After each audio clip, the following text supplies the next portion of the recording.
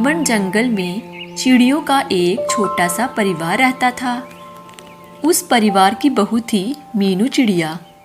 छोटी, पीली, मासूम और बहुत ही मेहनती। उसकी आवाज़ मीठी थी और दिल सोने जैसा। मीनू की शादी हुए ज़्यादा दिन नहीं हुए थे।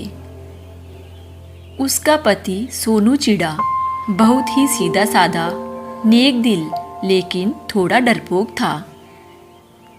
घर में सबसे ज़्यादा चलती थी उसकी माँ यानी सास चिड़िया की। मीनू की सास को लगता था कि आजकल की बहुएं बस गाना गाती हैं, काम नहीं करती। और इस बात का सबसे बड़ा शिकार थी मीनू।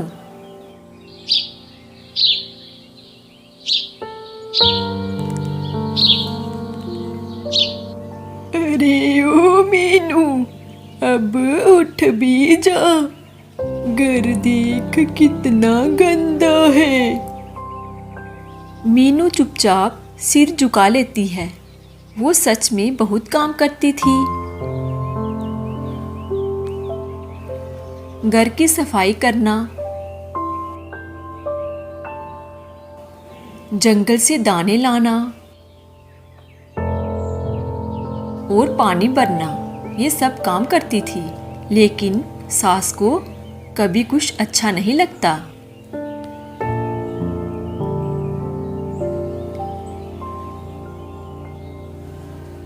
अगर कभी दाने कम होते तो सास चिड़िया कहती, मीनू, इतने से क्या होगा? और उसका पति सोनू चिड़ा सब देखता रहता, लेकिन माँ के सामने बोलने की हिम्मत नहीं करता।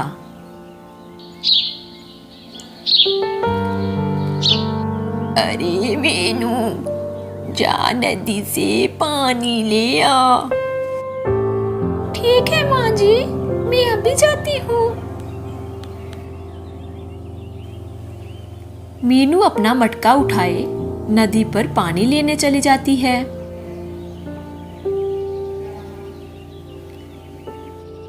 तभी वहां उड़ता हुआ कालू कौवा पहुंचता है।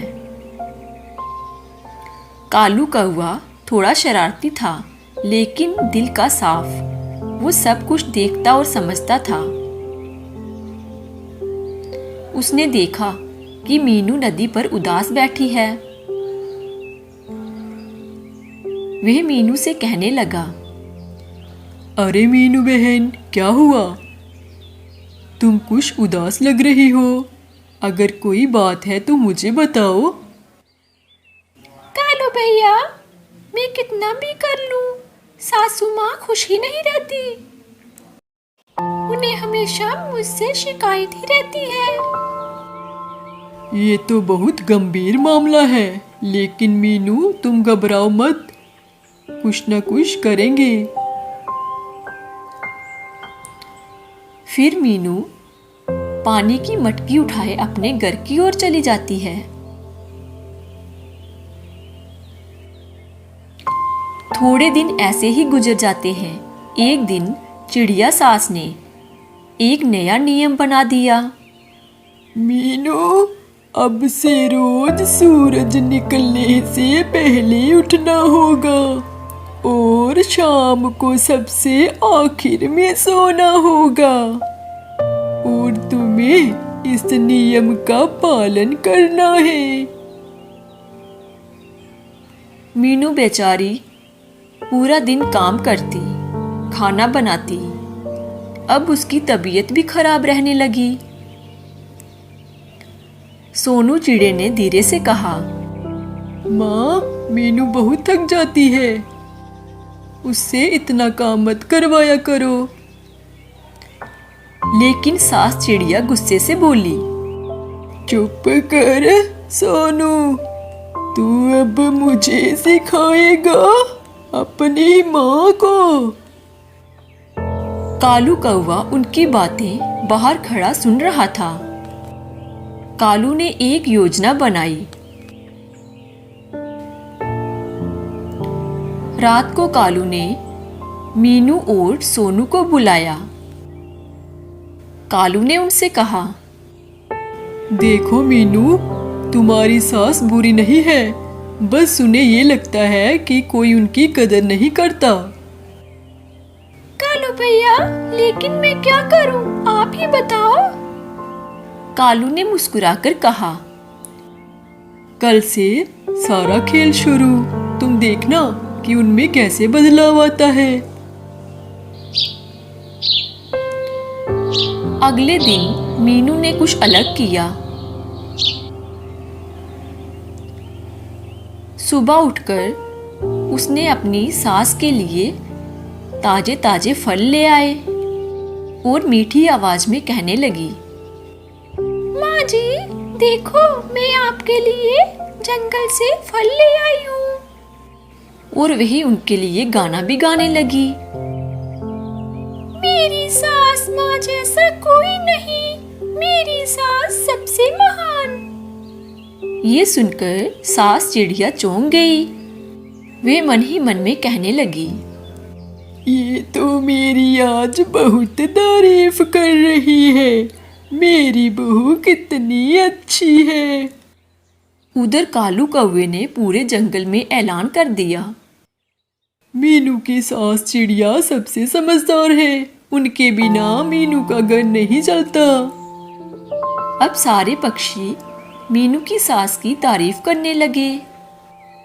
बुलबुल मिट्ठू से कहने लगी, मिट्ठू भाई, मीनू की सास कितनी अच्छी है, मीनू अपनी सास की बहुत तारीफ करती है। हाँ बुलबुल, मीनू की सास बहुत अच्छी है। ये सुनकर सास चिड़िया का दिल पिघल गया। धीरे धीरे उसे एहसास होने लगा कि मीनू बुरी नहीं बल्कि बहुत अच्छी है।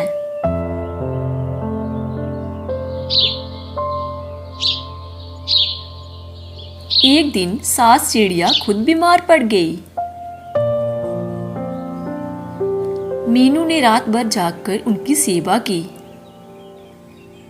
ये सब देखकर सास चिड़िया की आंखों में आंसू आ गए।